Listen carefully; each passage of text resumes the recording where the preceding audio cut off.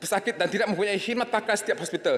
Pusat khidmat saya sendiri telah menerima banyak aduan mengenai kekurangan dan kerosakan mesin dialisis dan ketiadaan khidmat pakar bagi kedua-dua buah hospital ini. Selain daripada itu, Yang di-Pertua, seperti yang telah disebut di dalam teks OIB Menteri Kewangan kita, berkenaan dengan masalah kesesakan kemudahan kesihatan kerajaan, saya ingin menyarankan agar kerajaan dapat juga memberikan perhatian dan peruntukan khusus untuk menaik taraf kemudahan hospital-hospital di kawasan-kawasan pinggir, bandar ataupun pekan-pekan di Sarawak yang sudah kita sedia maklum mempunyai kemudahan infrastruktur asas seperti jalan raya yang masih jauh di belakang dan dibandingkan dengan semenanjung Malaysia. Saya akur kita perlu berhati-hati di dalam perbelanjaan kita, namun keperluan kesihatan masyarakat yang kian mendesak dan walaupun telah sebagian lama telah diutarakan, perlu juga saya utarakan di sini. Beberapa langkah-langkah baru seperti menghantar pesakit dari hospital yang sesak kepada hospital lain, skim perubatan madani, insentif pengecualian cukai dan skim peduli kesihatan diperkenalkan di dalam belanja kali ini, namun masih gagal masih tidak dapat diperbaiki dan menaik taraf kemudahan-kemudahan yang ada. Bagaimanakah kita dapat menghadapi cabaran-cabaran dalam memberikan khidmat kesihatan kepada rakyat? Dengan ini Yang Tuan Yang Pertua dan Dewan Sidang yang dimuliakan, untuk menutup perbahasan saya kali ini, besar harapan saya agar belanjawan kali ini benar-benar bersifat inklusif dan memberikan manfaat kepada setiap lapisan masyarakat tanpa mengira usia, jantina, bangsa, agama, keupayaan, kedudukan dan tanpa mengira fahaman politik. Jadi dengan ini Mas Kading mohon menyokong usul ini. Terima kasih. Terima kasih Mas Kading. Sekarang saya jemput Dungun.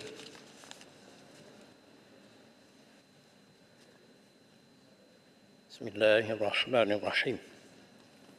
Alhamdulillah. Wassalatu wassalamu ala Rasulillah wa ala alihi wa sahbihi wa mawalah. Assalamualaikum warahmatullahi taala wabarakatuh dan salam sejahtera. Terima kasih kepada Datuk Yang di-Pertua mengizinkan saya untuk mengambil bahagian dalam perbahasan pembentangan belanjawan 2023 dan dalam pembentangan belanjawan 2023 yang membabitkan peruntukan 388.1 bilion ringgit dengan anggaran hasil yang akan diperolehi untuk tahun 2023 ialah 291.5 bilion ringgit.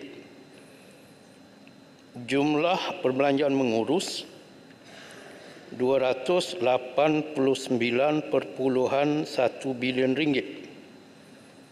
Maka berbaki 2 bilion ringgit Malaysia. Simpanan luar jangka 2 bilion sudah menghabiskan hasil yang dijangka dipungut bagi hasil kerajaan dalam tahun 2023 ini, menyebabkan pertanyaan saya ialah bagaimana 99 bilion ringgit belanja pembangunan akan diperolehi, iaitu dari sumber mana. Seterusnya Yang di-Pertua, dalam ayat yang disebutkan dalam pembentangan bajet ialah dari suratul Hajj ayat 7. Kaila yakuna dulatan bainal aghniya'i minkum, yang bermaksud agar supaya harta itu jangan hanya beredar di antara orang-orang kaya sahaja di antara kamu. Kita menyedari bahawa negeri-negeri dalam Malaysia dibahagikan kepada negeri-negeri membangun dan negeri-negeri maju. Selangor, Pulau Pinang, Johor, Melaka, Perak dan lain-lain mungkin negeri-negeri maju.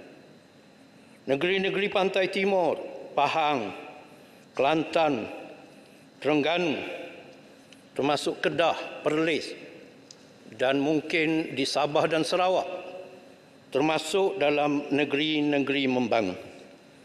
Kalaulah kerajaan hanya membangunkan negeri-negeri maju, maka akan sentiasa ketinggalan negeri-negeri yang membangun.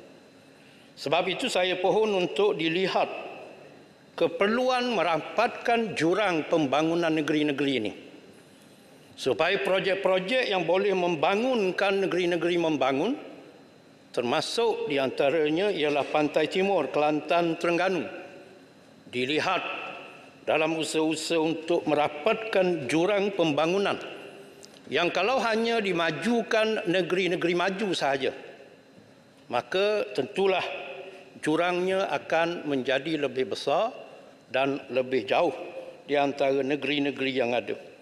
Dan ini membimbangkan kerana akan berlaku penghijrahan dari negeri-negeri yang membangun ke negeri-negeri maju. Sebab itu potensi untuk kita mengekalkan tidak berlakunya penghijrahan ini, mestilah juga kita mengambil kira kesan pembangunan kepada negeri-negeri membangun termasuk di Pantai Timur. Pengeluaran KWSP. Saya bersetuju dengan banyak pandangan yang dikemukakan oleh ahli-ahli parlimen, iaitu pengeluaran secara bersasar kepada yang berkeperluan dan kepada yang sangat mustahak, serta melihat dan menilai bagaimana mekanisme yang paling sesuai untuk kepentingan pencarum-pencarum KWSP.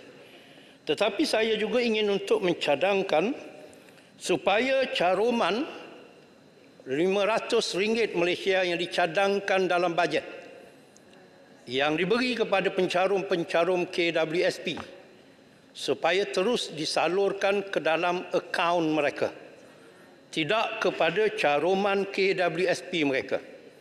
Membolehkan seperti bersasar keperluan mereka dan mekanisme yang menasabah dan sesuai. Begitu juga KWSP telah mengumumkan dividen 2023 bagi tahun keuangan 2022 sebanyak 5.35% dividen 2023 ini bagi simpanan konvensional dan 4.75% untuk simpanan syariah. Saya cadangkan juga supaya dibenarkan pengeluaran dividen ini oleh pencarum-pencarum bagi mereka yang sangat perlu, bersasar dan juga mengikut mekanisme yang perlu. Kerana kalau kita melihat kepada simpanan tetap yang ditawarkan oleh bank-bank, setahun setelah matang boleh dikeluarkan dividen hebah atau laba yang diperoleh. Itu juga cadangan saya kepada dividen KWSP ini. Seterusnya yang melibatkan dalam sebutan perkara yang berkait dengan banduan perlu diberi peluang kedua. Saya ingin untuk usaha-usaha utama yang mesti diambil kira ialah usaha-usaha pencegahan jenayah. Sama termasuk juga usaha-usaha pencegahan dadah. Kerana kalau kita melihat kepada perbelanjaan banduan di dalam penjara sebelum mereka tamat tempoh keluar daripada penjara dan dijadikan banduan yang diberi peluang kedua, saya mendapat maklum bahawa RM41 sehari diperlukan untuk kos makanan seorang banduan di penjara dalam negara kita. Jumlah itu termasuk kos makan minum banduan di penjara untuk 5 kali sehari, iaitu sarapan pagi, minum pagi, makan tengah hari, minum petang dan makan malam. Bahkan saya juga mendapat maklum bahawa setiap hari sesebuah penjara memerlukan kira-kira 700 kilogram beras, ikan 560 kilogram dan ayam 400 kilogram diperuntukkan untuk penyediaan masakan yang akan dimasak. Segala perbelanjaan yang saya sebut di atas adalah tanggungan kos sepenuhnya oleh kerajaan Malaysia, diambil dari hasil pembayar cukai untuk mengasingkan banduan dari masyarakat dan memulihkan banduan tersebut dari melakukan jenayah bila keluar nanti. Namun, saya juga ingin untuk kita melihat sebaliknya. Kerana saya mendapat tahu bahawa para mahasiswa dan mahasiswa yang menuntut di universiti awam dan swasta dalam negara kita terpaksa mengikat perut bagi memastikan mereka mampu membelanjakan RM10 sehingga RM15 sehari untuk tujuan mengisi perut.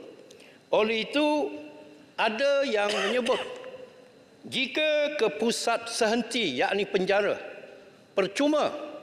Jika masuk universiti, kena membayar dan meminjam. Jika ke pusat sehenti, percuma. Tapi jika ke pusat universiti, terpaksa membayar dan meminjam. Sepatutnya, kerajaan juga mesti melihat kepada kepentingan mahasiswa dan mahasiswi ini. Kita mesti memberikan isu yang berkait dengan soal yang sangat penting. Dan akhirnya, saya pohon supaya penyelesaian secara tuntas isu doktor kontrak. Kerana ini tidak boleh melemahkan emosi dan semangat mereka. Berikan satu jaminan untuk penyelesaian secara tuntas kepada isu doktor kontrak ini. Kerana masa yang mereka korbankan untuk belajar, hutang pinjaman kerajaan, dan apabila keluar bertugas hanyalah peringkat lantikan doktor kontrak. Tiada jaminan pekerjaan.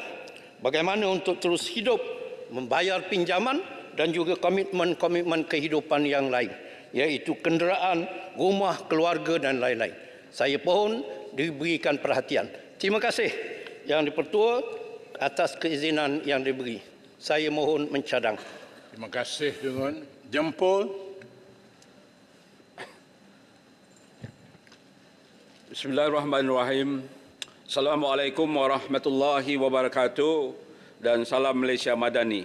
Terima kasih Datuk Yang di-Pertua kerana memberi ruang dan peluang kepada Jempol untuk membahaskan rang Undang-Undang Perbekalan 2023 yang telah dibentangkan oleh Yang Amat Berhormat Tambun pada 24 bulan Februari 2023. Jempol merakamkan syabas dan tahniah kepada Yang Amat Berhormat Tambun, merangkap Menteri Keuangan yang telah membentangkan belanjawan terbesar dengan tema Membangun Malaysia Madani dengan peruntukan terbesar sebanyak 381 bilion dengan belanja mengurus 289.1 bilion dan perbelanjaan pembangunan sebanyak RM99 bilion berlandaskan kepada 3 tekad, iaitu pemacuan ekonomi yang terangkum dan mampan, reformasi institusi dan tata kelola bagi memulihkan keyakinan dan keadilan sosial untuk menyederhanakan kesenjangan. Pada dasarnya Jempol mengalu-alukan segala inisiatif yang telah dibentangkan di dalam belanjawan kali ini dalam memastikan kesinambungan dalam usaha memacu pemulihan negara dari mendepani ketidaktentuan ekonomi global pasca COVID-19. Datuk Yang di-Pertua, Jempol menyokong inisiatif kerajaan mempelbagaikan usaha meningkatkan hasil pendapatan negara dengan memperkenalkan cukai yang tidak membebankan rakyat berpendapatan rendah. Usaha-usaha menjalankan kutipan perolehan dan meningkatkan hasil kerajaan yang berkesan serta progresif adalah amat penting bagi memastikan kerajaan mempunyai dana yang cukup untuk dibelanjakan demi kebaikan semua.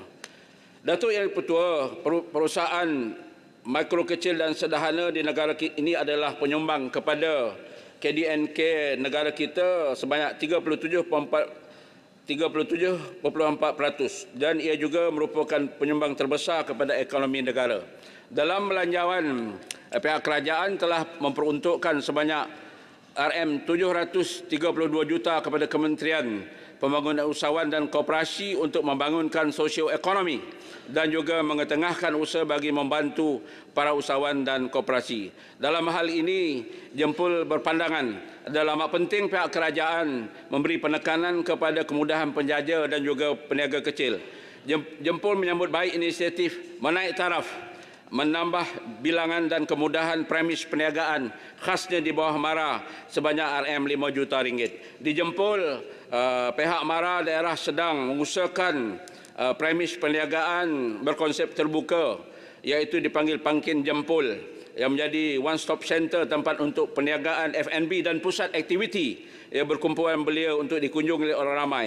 Tapak Pangkin Jempol ini ialah berdekatan dengan bangunan Arkad MARA Bandar Seri Jempol. Saya mohon di bawah peruntukan MARA ini, premis perniagaan konsep terbuka ini dapat diluluskan di Jempol. Datuk Yang di-Pertua, usaha kerajaan dalam memperuntukkan RM50 juta bagi pembinaan gerai dan kios My Kios at KPKT di seluruh negara adalah amat baik dan tepat pada masanya. Sehubungan dengan itu, Jempol mohon kerajaan melalui KPKT supaya dapat membina baru gerai Simpang 4 Bandar Seri Jempol bagi menggantikan gerai sedia ada yang telah lama uzur dan beroperasi sejak 1983. Gerai ini amat strategik kerana berhampiran dengan litar Petronas Malaysia Kaprik di Bandar Seri Jempol ini. Untuk makluman Yang di-Pertua, pihak Majlis Pembelajaran Jempol telah pun menulis surat kepada KPKT bertarikh 27 bulan Januari 23 bagi tujuan tersebut. Seterusnya, reformasi institusi dan juga tata kelola baik. Dunia digital kini menjadi platform yang amat menguntungkan golongan peniaga. Jempol tidak mahu peniaga luar bandar tertinggal dalam memanfaatkan dunia internet. Jempol menyokong penuh langkah kerajaan untuk mewujudkan pusat ekonomi digital di setiap satu DUN di seluruh negara untuk membantu peniaga kecil dan usahawan perusahaan mikro, kecil dan sederhana. Justru itu Jempol berharap projek rintis ini dapat dilaksanakan di Parlimen Jempol. Datuk Yang di-Pertua, Jempol juga menyokong penuh inisiatif kerajaan membantu rakyat di bawah tajuk keadilan sosial untuk menyederhanakan kesenjangan. Sumbangan tunai rahmah. Jempol amat menghargai keprihatinan kerajaan yang meluluskan sumbangan tunai rahmah hampir 8 bilion bagi membantu 9 juta penerima. Kumpulan miskin tega juga menerima sumbangan sehingga 3,100. Ini jelas menunjukkan bahawa kerajaan benar-benar mengambil berat golongan yang memerlukan sejajar dengan semangat Malaysia Madani. Datuk Yang di-Pertua, harga lantai getah. Semasa saya membahaskan titah tuanku tempoh hari dan juga beberapa ahli parlimen yang lain, saya telah bangkitkan harga lantai getah skrap. Saya mencadangkan agar pihak kerajaan menaikkan harga lantai getah skrap daripada RM2.50 sekilogram dinaikkan kepada RM3.50 sekilogram. Alhamdulillah. Terima kasih kepada Yang Amat Berhormat Tambun kerana mempertimbangkan cadangan tersebut dengan menetapkan insentif pelaburan getah IPG, iaitu harga lantai dinaikkan daripada RM2.50 sekilo kepada RM2.70 sekilogram, melibatkan peruntukan dengan kenaikan 20 sen ini melibatkan peruntukan RM350 juta kepada kumpulan penoreh getah ini. Ia sedikit sebanyak dapat membantu menambah pendapatan penoreh getah di seluruh negara. Untuk memastikan insentif ini sampai ke sasarannya, saya mohon pekebun kecil penoreh getah berurusan dengan pihak Lembaga Getah Malaysia dan menjual getah kepada pembeli yang berlesen supaya subsidi baki daripada harga semasa, misalnya RM2.20, kalau 27 ada 50 sen subsidi kepada penoreh getah, dan dia mesti ada rekod kad khas daripada pihak LGM untuk memastikan subsidi RM350 juta ini sampai. Kemudian bantuan musim tengkujuh. Jempol sekali lagi merakapkan ucapan terima kasih kepada Yang Amat Berhormat Tambun menaikkan kadar bantuan musim tengkujuh daripada RM600 kepada RM800, iaitu dengan kenaikan 200, melibatkan peruntukan berjumlah 265 juta. Ini jelas menunjukkan kecaknaan Kerajaan Malaysia Madani membantu golongan yang terhimpit dan terkesan ini. Elan imam dan juga guru kafah.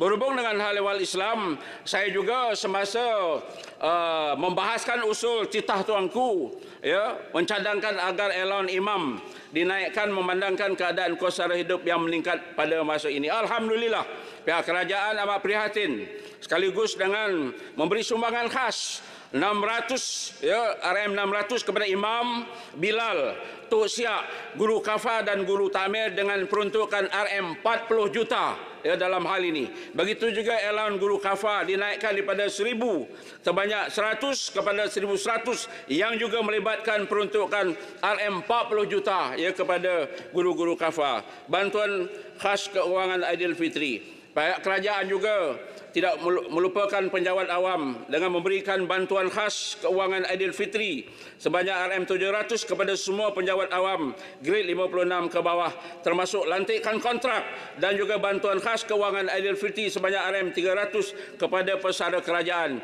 Bantuan khas ini memberikan implikasi keuangan ataupun peruntukan sebanyak 1.3 bilion kepada sumbangan Aidilfitri kepada mereka yang telah saya sebutkan tadi. Untuk makluman Datuk Yang Dipertua, jumlah bantuan kepada rakyat kita harap akan sampai sepenuhnya seperti yang saya sebutkan tadi, berjumlah 9.986 bilion, hampir 10 bilion bantuan yang akan sampai kepada kumpulan SASA sebagaimana yang telah saya sebutkan tadi. Tahniah saya ucapkan kepada Yang Amat Tambun, Yang Amat prihatin kepada rakyat sejajar dengan konsep Malaysia Madani. Seterusnya, Hospital Jempol, Hospital Pakar Minor pun saya sebut dulu. Saya berharap pihak Kementerian Kesihatan dapat memastikan Hospital Jempol ini naik taraf kepada Hospital Pakar Minor yang selama ini di bawah sistem kluster. Perkhidmatan pakar datang daripada Hospital Pakar, Hospital Tuanku Ampuan Najihah Kuala Pilah, dan yang selainnya. Semua kes-kes dirujuk kepada Hospital Pakar Tuanku Ampuan Najihah Kuala Pilah dan menyebabkan kesesakan yang sangat teruk, kepadatan yang sangat teruk. Jadi itu sebab kita mencadangkan Kementerian Kesihatan supaya Hospital Pakar Minor ini dapat diwujudkan di Jempol bagi membantu keboleh capaian perkhidmatan kepada 140,000 masyarakat di Jempol ini. Dalam hal itu juga saya tidak lupa mengucapkan terima kasih kepada Kementerian Kesihatan kerana telah mengambil tindakan tuntas dengan menghantar seorang doktor pakar dalaman berkhidmat sepenuh masa di Hospital Jempol bermula pada 1 Februari 2023. Dan juga Datuk Yang Dipertua, saya juga mengambil kesempatan ini untuk mencadangkan kepada Kementerian Kesihatan, sudah sampai masanya klinik-klinik laser yang dibina sekian lama daripada kayu ditukar kepada bangunan baru, bangunan batu, kerana sudah lama sangat klinik laser kita ini yang dah lama dibuat daripada kayu dan sudah sampai masa ketika jadi. Ini saya yakin di seluruh negara. Di Jempol saja ada 7 klinik laser yang perlu dinaik taraf, iaitu kita nak naik taraf daripada bangunan kayu kepada bangunan batu. Datuk Yang Dipertua, saya juga mohon Kementerian Kesihatan untuk membina baru klinik kesihatan Palung 9, 10 dan 11 yang telah uzur dan juga banyak kerosakan. Begitu juga Datuk Yang Dipertua, saya juga mohon projek perumahan rakyat di Jempol yang mana diperuntukkan 389.5 juta oleh kerajaan di bawah program perumahan rakyat untuk membina rumah rakyat di seluruh negara, dan saya harap ia juga dapat dilaksanakan di Jempol kerana tanahnya sudah ada. Telah siap tanahnya, jadi kos-kos pembelian tanah itu sudah dapat diselamatkan. Begitu juga dengan perumahan generasi baru Felda di Lot Kosong Tanah Rancangan di Felda Jempol, dan juga menyelesaikan masalah projek perumahan yang terbengkalai di Palung 8, 14, 15 dan 16. Dan akhir sekali Datuk Dipertua, sebagaimana yang saya wawarkan, saya bahaskan hari itu, memang hasrat masyarakat di Negeri Sembilan Timur supaya lebuh raya baru Seremban ke Jempol dapat dilaksanakan untuk menyuraikan kesesakan trafik hari ini di laluan jalan Kuala Pilah Seremban FT51 yang mana mengambil masa 2 hingga 3 jam pada hujung minggu dan 5 ke 6 jam pada musim perayaan. Sekiranya diluluskan dan dilaksanakan, ia akan menjadi tumpuan untuk laluan utama ke pantai timur dan juga daripada timur ke ibu negara dan akan memberi limpahan ekonomi dan pembangunan kepada penduduk setempat dan juga membawa manfaat kepada penduduk daerah Jempol dan kawasan Negeri Sembilan Timur yang bersempadan dengan Negeri Pahang. Mudah-mudahan ianya menjadi kenyataan. Sekiranya dapat dilaksanakan, mudah-mudahan jalinan rangkaian lebuh raya baru ini akan menjadi kenyataan dan Jempol sekaligus yang mencadangkan lebuh raya baru ini nanti dipanggil lebuh raya madani sesuai dengan kerajaan perpaduan hari ini. Jadi syabas tahniah kepada yang amat bawa tambun di atas pembentangan bajet tempoh hari dan semaklumkan tadi 10 bilion difokuskan untuk rakyat, untuk kita membantu golongan yang tersasar, rakyat yang memerlukan perhatian. Jempol mohon menyokong. Wabillahi taufiq wal hidayah. Wassalamualaikum warahmatullahi wabarakatuh. Salam. Tanjung Karang. Assalamualaikum warahmatullahi taala wabarakatuh dan salam sejahtera. Terima kasih Tuan Yang di-Pertua. Izinkan saya membahas belanjawan negara mewakili rakyat Tanjung Karang yang saya kasihi. Tuan Yang di-Pertua, saya merasa bimbang dan gusar dengan situasi keuangan negara. Angka-angka yang dipamerkan agak merunsingkan dengan perbelanjaan terbesar berjumlah RM388.14 bilion. Manakala jangkaan pendapatan negara hanya berjumlah sebanyak RM291.5 bilion dengan defisit yang begitu besar RM96.64 bilion dan hutang negara mencecah sehingga RM1.35 trilion. Adakah negara kita ini sedang bergerak atau menuju ke arah sebuah negara gagal? Tuan Yang di-Pertua, hutang dengan defisit perbelanjaan kita terlalu tinggi.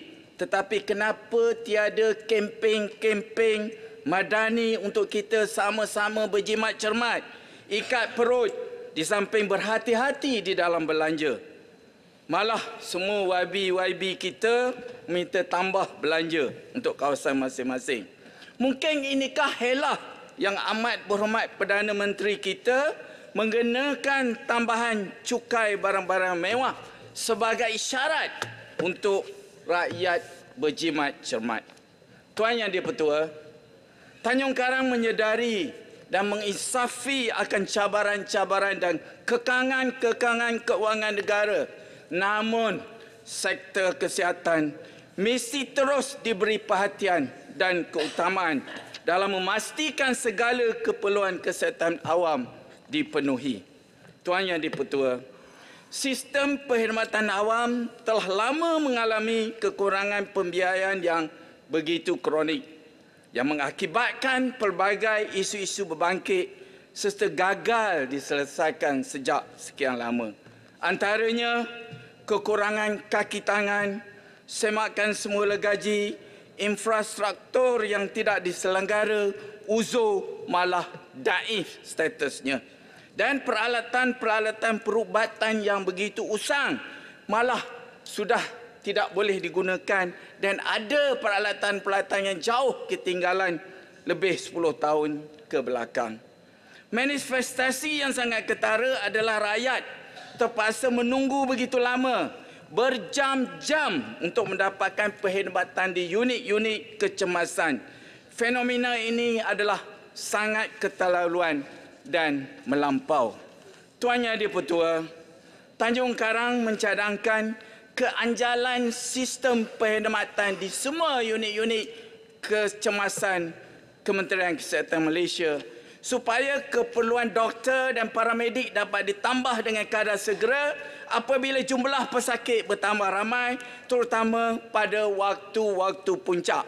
Ini bagi memastikan KPI tidak menunggu terlalu lama di semua unit-unit kecemasan. Masalah staf, doktor dan jururawat kontrak perlu dinoktahkan dengan segera. Kekurangan tenaga kerja ini boleh diatasi dengan penambahan staf secara bersasar kepada sektor-sektor penting yang menjadi keutamaan. Tuan Yang di-Pertua, Tanjung Karang menyokong penuh usaha KKM mengubah fokus dan mula beransur-ansur keluar daripada terbeban dengan konsep penjagaan penyakit kepada konsep penjagaan kesihatan dan kesejahteraan. Tuan Yang di-Pertua, Tanjung Karang percaya dan menyokong penggumbalan Akta Kawalan Tembakau dan Produk Merokok serta generasi penamat GEG yang telah dibentangkan oleh Menteri Kesihatan sebelum ini, dan ianya akan dapat menjimat berbilion ringgit beban keuangan negara dalam merawat komplikasi-komplikasi penyakit hasil penggunaan produk ini. Tuan Yang di-Pertua, seterusnya Tanjung Karang mengucapkan terima kasih kepada Menteri Kesihatan yang meneruskan inisiatif kerajaan terdahulu dalam pembangunan Kertas Putih Kesihatan untuk mereformasikan sistem kesihatan negara. Tanjung Karang berharap Kertas Putih Kesihatan ini dapat membawa pendekatan yang holistik, komprehensif, inklusif bagi menyediakan sistem kesihatan negara yang berkualiti, mampan serta kalis masa hadapan dengan melaksanakan reformasi penyampaian perkhidmatan itu sendiri, pembiayaan kesihatan, tadbir urus organisasi ke arah mesra rakyat. Tuan Yang di-Pertua, Malaysia adalah antara negara yang menanggung sepenuhnya kos perkhidmatan kesihatan negara melalui hasil cukai. Tuan Yang di-Pertua, KKM terus terbeban dengan pembiayaan pengurusan, maintenance dan menanggung kos-kos rawatan di semua klinik-klinik kesihatan ataupun kos hospitalisation hampir untuk kesemua rakyat Malaysia. Cuma sebahagian kecil sahaja yang dibayari melalui SOKSO, zakat, syarikat-syarikat korporat ataupun melalui private insurance. Akhirnya, perkhidmatan KKM ini akan sentiasa defisit. Sedangkan di sektor swasta, urusan hospital dan perkhidmatan kesihatan akan memberikan pulangan dan keuntungan yang berlipat kali ganda. Contohnya kita lihat negara jiran kita, Singapura. Semua rakyatnya dilindungi sepenuhnya oleh health insurance. Tidak ketinggalan warga emas juga ada insurans khusus. Keuangan negara langsung tidak terbeban dengan menanggung kos perkhidmatan kesihatan. Tuan Yang di-Pertua, Indonesia tidak pernah memberikan perkhidmatan kesihatan percuma kepada rakyatnya dari dulu. Cuma sejak tahun Januari 2014 mereka telah mula daripada kosong dengan BPJS Kesihatan, iaitu Badan Penyelenggara Jaminan Sosial Kesihatan, iaitu National Health Insurance Scheme, yang mana dalam jangka masa 10 tahun mereka telah mampu melindungi 249 juta, saya ulangi, 249 juta rakyatnya daripada 270 juta penduduknya dengan National Health Insurance Scheme ini. Ini sangat luar biasa, tuan-tuan. Sehinggakan Indonesia dikenali di antara penyedia insurans kesihatan sosial terbesar yang berjaya di dalam dunia. Tuan Yang di-Pertua, Tanjung Karang mengharapkan Kertas Putih Kesihatan Malaysia ini akan menggariskan perancangan-perancangan dan pelan-pelan tentang skim insurans kesihatan sosial negara bagi membiayai perkhidmatan kesihatan itu sendiri, dan KKM tidak terus-menerus jadi beban keuangan kepada negara, malah akan mampu menjadi penyumbang kepada hasil negara sebagaimana Petronas. Tuan Yang di-Pertua, Malaysia memerlukan dana perkhidmatan kesihatan yang sebahagiannya dibiayai oleh cukai untuk subsidi kepada golongan B40 dan sebahagian lagi oleh sumbangan premium insurans daripada rakyat yang mampu. Tuan Yang di-Pertua, sebahagian daripada jelapang padi negara, Tanjung Karang mahu menegaskan program Smart Sawah Berskala Besar atau Smart SBB mestilah dilaksanakan demi kepentingan petani-petani tempatan dengan mengambil setiap petani sebagai pemegang saham mengikut keluasan pemilikan tanah sawah mereka dan pelibatan atau komitmen yang di dalam Smart SBB itu sendiri. Tanjung Karang merasakan tidak wajar kita serahkan sepenuhnya kepada syarikat peneraju yang akhirnya petani-petani akan terpinggir. Seterusnya dalam masa yang terakhir singkat ini, Tanjung Karang ingin menyentuh kembali 4 isu tempatan yang mohon diambil tindakan dengan segeranya oleh menteri-menteri yang berkenaan. Tanjung Karang memohon cadangan pembinaan flyover di Tanjung Karang merentasi Sungai Tengi. Dan ini mesti diambil sebagai satu penyelesaian tuntas ke atas masalah kesesakan jalan di Pekan Tanjung Karang. Yang kedua, jalan Bukit Belimbing ke Bestari Jaya yang beralun-alun dan berlubang terlalu teruk dan mesti segera diperbaiki. Dan yang ketiga, menambah rumah-rumah PAM dan juga PAM-PAM bergerak bagi menangani banjir kilat dan banjir air termenung yang sering berlaku di Tanjung Karang. Dan seterusnya, Tanjung Karang merayu untuk menyegerakan projek pembinaan pemecah ombak dan benteng ombak di pantai Sungai Kajang yang bernilai RM12 juta yang mana ianya telah diluluskan sejak tahun 2019 dan ini sentiasa mengancam 223 penduduk di kampung lepas pantai apabila berlaku air pasang besar. Dari Tanjung Karang ke Dewan Rakyat, saya dah habis tadi dah. Yang betul, dari Tanjung Karang ke Dewan Rakyat, suara rakyat yang kami datang, Perikatan Nasional Pilihan Rakyat, peruntukan rakyat jangan dicurang. Rumah kaca beratap bocor, dinding pecah, pintu terbuka. Rakyat mohon KWSP bersasar, pemimpin tak endah, rakyat kecewa. Bunga selasih si bunga kiambang dibuat hiasan Tasik Bengal. Hutang negara sangat dibimbang. Adakah kita menuju negara gagal? Tuan Yang di-Pertua, Tanjung Karang mohon menyokong Belanjawan Negara 2023. Saya sudahi dengan wabillahi taufiq wal hidayah. Assalamualaikum warahmatullahi wabarakatuh. Terima kasih. Saya jemput Yang Berhormat Sandakan. Terima kasih Puan Yang di-Pertua kerana memberi peluang kepada saya untuk membahas Belanjawan 2023 ini yang begitu penting kerana ini adalah belanjawan yang pertama di bawah pimpinan Kerajaan Perpaduan di mana ia akan memetakan hala tuju masa depan negara kita yang baru dan membebaskan negara kita daripada kesan krisis ekonomi dan kesihatan semasa akibat pandemik COVID-19. Puan Speaker, pertama sekali saya mengalu-alukan peningkatan peruntukan belanjawan pembangunan untuk Sabah yang di mana telah menunjukkan peningkatan sebanyak 25% daripada 5.2 bilion pada tahun 2022 kepada 6.5 bilion pada tahun ini. Ini adalah satu permulaan yang baik dan ke arah yang betul untuk membangunkan negeri Sabah. Walau bagaimanapun, apa yang lebih penting ialah di mana dan bagaimana peruntukan ini akan dimanfaatkan dengan sepenuhnya.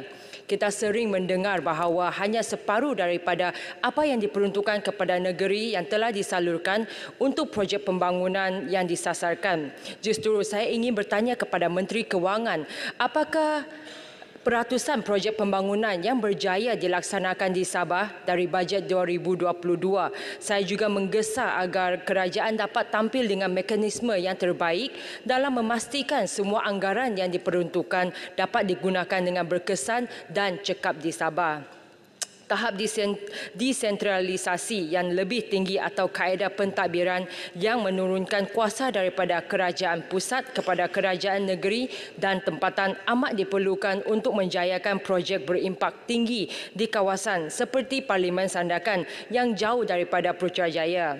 Dengan itu, bukan sahaja kita akan dapat melihat perwujudan lebih banyak peluang pekerjaan untuk warga tempatan, tetapi juga peningkatan gaji yang lebih lumayan. Meskipun saya menyokong penuh usaha kerajaan dalam memperkenalkan skim subsidi bersasar untuk mengurangkan kos sara hidup terutamanya bagi kumpulan B40 kita, tetapi dalam jangka masa yang panjang hanya melalui pewujudan pekerjaan yang berkualiti dengan gaji yang baik akan membantu rakyat Malaysia mengurangkan kesan peningkatan kos sara hidup dengan secara langsung.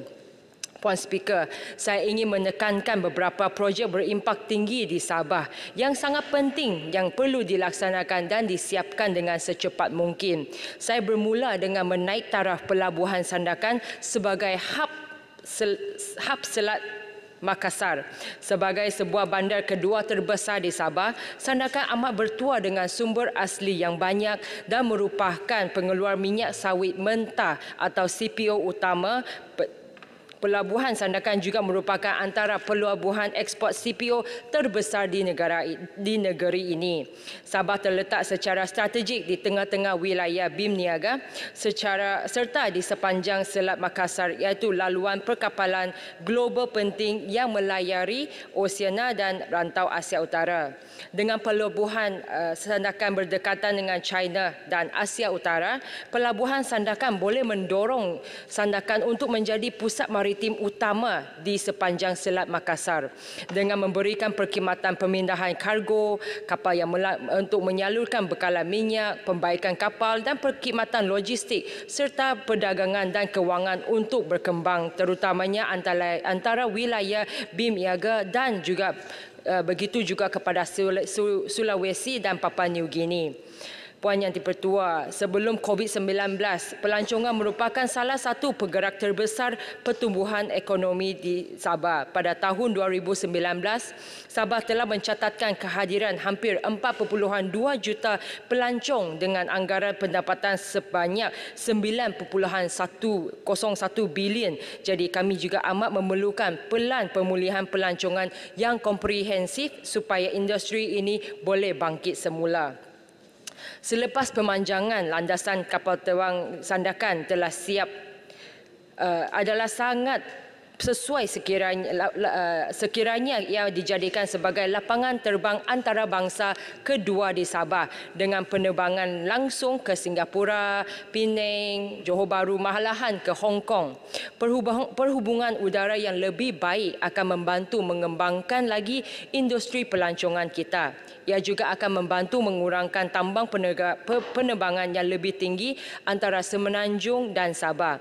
Justru saya menyeru kepada Menteri Pengangkutan dan Menteri Pelancongan Seni dan Budaya untuk menjadikan the missing link dengan izin kepada realiti yang juga merupakan perkara yang amat dinantikan oleh penduduk Sandakan selama ini.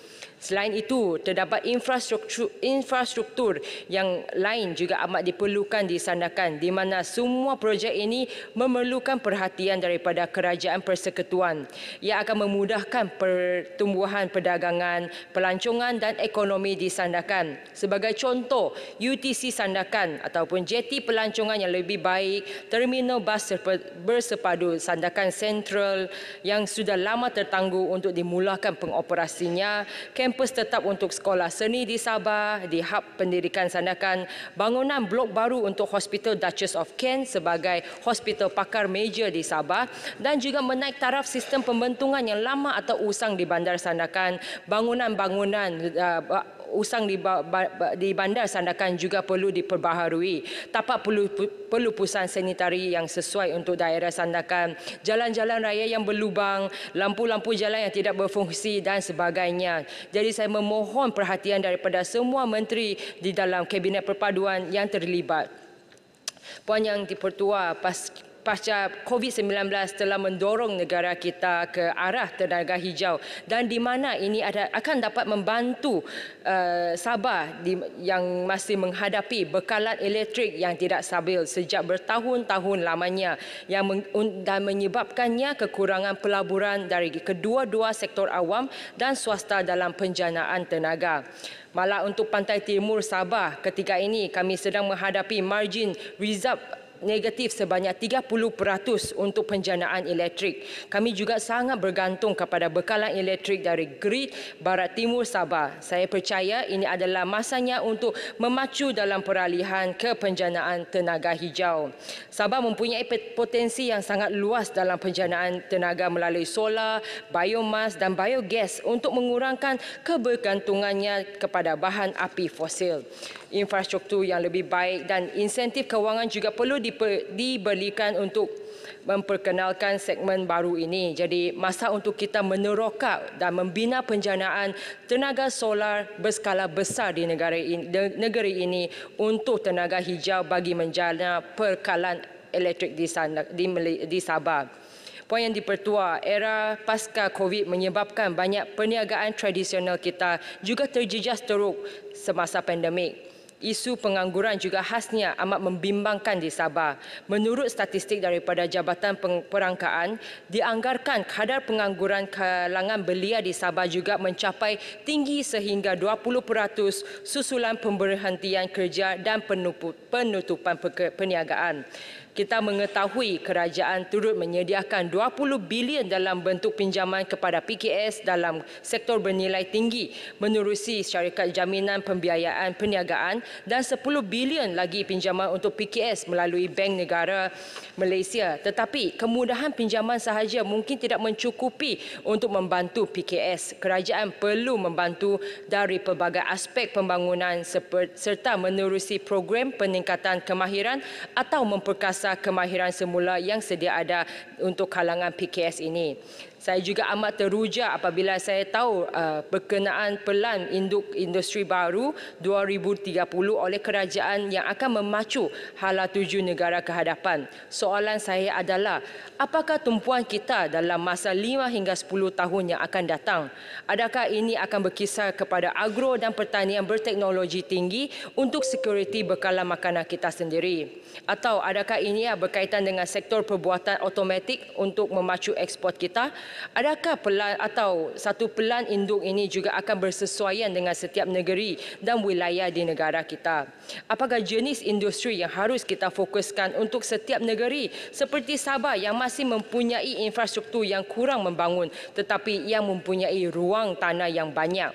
Poin yang dipertua, kemungkinan besar kita juga memerlukan pelan untuk Semenanjung, satu pelan untuk Sabah dan satu pelan untuk Sarawak. Itu tidak sepatutnya dikumpul bersama. Jadi pengalaman lalu telah memberitahu kepada kita bahawa pelan tumpuan di bandar padat seperti Kuala Lumpur ini juga menekankan akan keperluan untuk tahap desentralisasi yang lebih tinggi untuk negara kita bekerja dengan lebih baik. Jadi jangan hanya sehingga satu flyover yang dipohon oleh warga Sandakan oleh kerana kesesakan jalan di Bulatan Helang dan Bulatan Buaya Batu Tujuh Sandakan tidak dipertimbangkan. Adakah ini adil? Jadi Semenanjung, Sabah dan Sarawak masing-masing mempunyai kekuatan dan kelebihan masing-masing. Kita harus berusaha untuk bekerjasama antara satu sama lain untuk membolehkan pengagihan pertumbuhan ekonomi yang sama rata di seluruh Malaysia. Jadi dengan itu saya memohon menyokong bajet kali ini. Salam Malaysia Madani dan sekian dan terima kasih. Sekarang saya jemput Yang Berhormat Pasir Salak. Bismillahirrahmanirrahim. Assalamualaikum warahmatullahi taala wabarakatuh dan salam sejahtera. Terima kasih kepada Puan Yang di-Pertua kerana memberi ruang dan peluang kepada Pasir Salak membahas rang undang-undang perbekalan yang dibentangkan oleh Menteri Kewangan pada Jumaat 24 Februari 2023. Alhamdulillahillazi arsala rasulahu bil huda wa dinil haq liyuzhirahu 'ala ad-dini kullih wa kafa billahi syahida. Firman Allah Subhanahu wa taala, a'udzu billahi minasyaitonir rajim. Bismillahirrahmanirrahim. Wal 'asr innal insana lafi khusr illa allazina amanu wa 'amilus solihati wa tawasaw bil haqq wa tawasaw bis sabr. Maksudnya, demi masa sesungguhnya manusia itu benar-benar dalam kerugian kecuali orang-orang yang beriman, beramal soleh dan saling menasihati dengan kebenaran dan menasihati dengan kesabaran. Sadaqallahul azim. Pertama kali Pertama-tamanya, Pasir Salak mengucapkan taziah kepada rakyat negeri Johor yang telah dilanda banjir yang semakin buruk, yang meragut 4 nyawa dan mangsa banjir di PPS Pusat Perpindahan Sementara seramai 44,860 orang, iaitu pada hari Ahad. Dan juga untuk itu, Pasir Salak telah menghantar sepasukan khidmat Malaysia ke Parlimen Mersing dengan kekuatan 3 pickup 4-wheel drive dan aset mencuci dan dapur rakyat seramai 10 orang anggota. Pasir Salak mengucapkan tahniah kepada Yang Berhormat Menteri Keuangan dan juga Perdana Menteri atas pembentangan Belanjawan 2023, bahawasanya ini bukan kali pertama seorang Perdana Menteri yang merupakan Ketua Eksekutif Negara memegang jawatan Menteri Keuangan dan bukanlah pula petanda terbaik bagi sesebuah negara.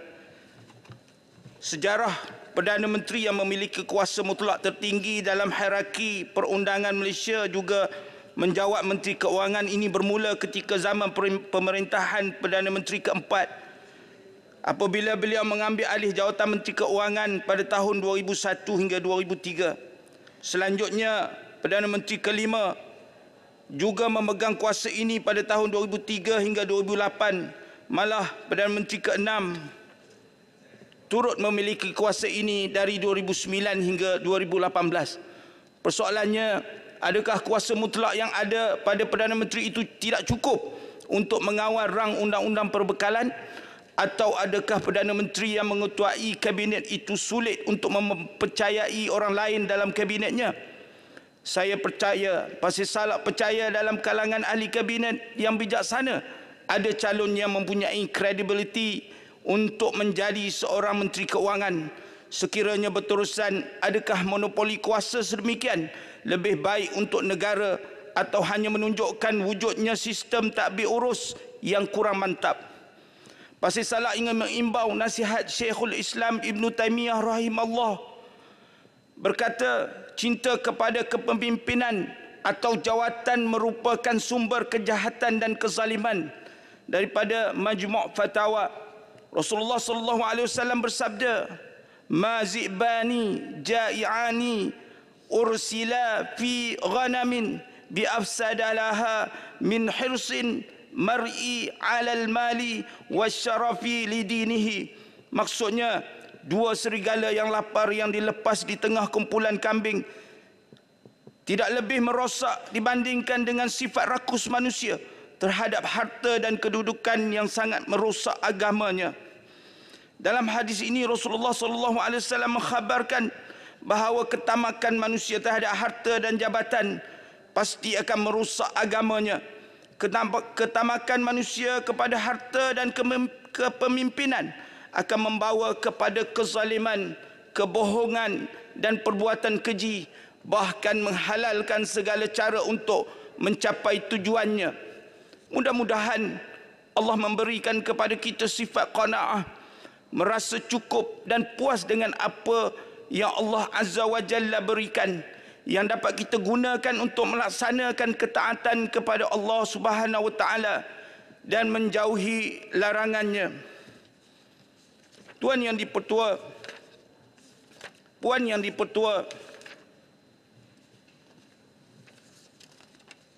pertamanya Pasir Salak ingin memohon untuk rakyat Pasir Salak ialah yang pertamanya untuk veteran tentera, kita minta supaya kerajaan memberi anugerah pingat jasa Malaysia kepada veteran tentera di dalam perjanjian damai PKM di Hanyai yang tarikhnya sebelum 2 hari bulan 12 1989, dan juga allowance hilang upaya RM200 untuk allowance khas pingat PJM atau pingat jasa Malaysia yang sebelum ini mereka tidak mendapat apa-apa. Ada juga antara veteran tentera yang telah didenda sebanyak 50K kerana membuka tanah secara haram, dan Pasir Salak ingin menyarankan supaya mereka ini sebanyak 207,000 veteran tentera diberi tanah sebanyak 4 ekar seorang. Puan Yang di-Pertua, sehubung dengan itu, Pasir Salak ingin mengangkat keperluan golongan miskin yang tidak memiliki gaji tetap. Bantuan untuk golongan ini sangat penting dan signifikan kepada kesejahteraan rakyat. Negara wajar menghargai jasa petani yang menyumbang kepada kecukupan makanan. Bantuan yang dimaksudkan adalah yang pertama, memohon mempercepatkan projek pam air di Teluk Sena bagi mengairi sawah Fekra Sebang Perak dan penggantian pam air di Pulau Besar yang rosak. Sawah tidak akan berhasil jika kekurangan air dan rumah pam berfungsi. Mengelak padi sawah ditenggelami air selain mengelakkan berlakunya limpahan air ke dalam kebun sawit dan rumah-rumah sekitar.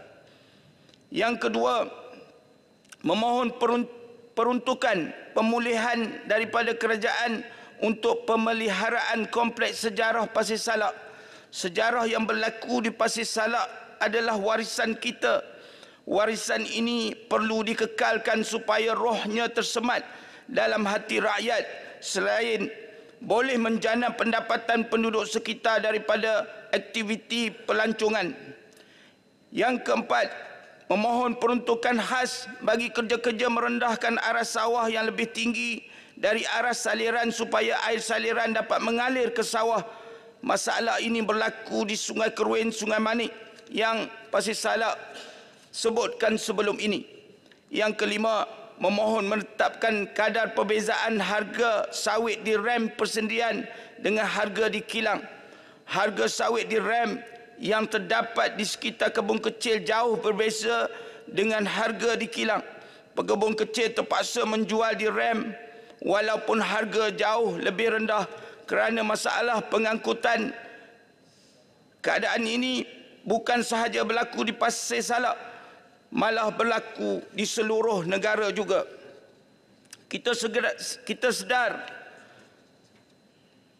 bahawa masyarakat asing terutamanya di Amerika Syarikat dan Eropah wujud keadaan Islamofobia. Istilah seperti Muslim radicalization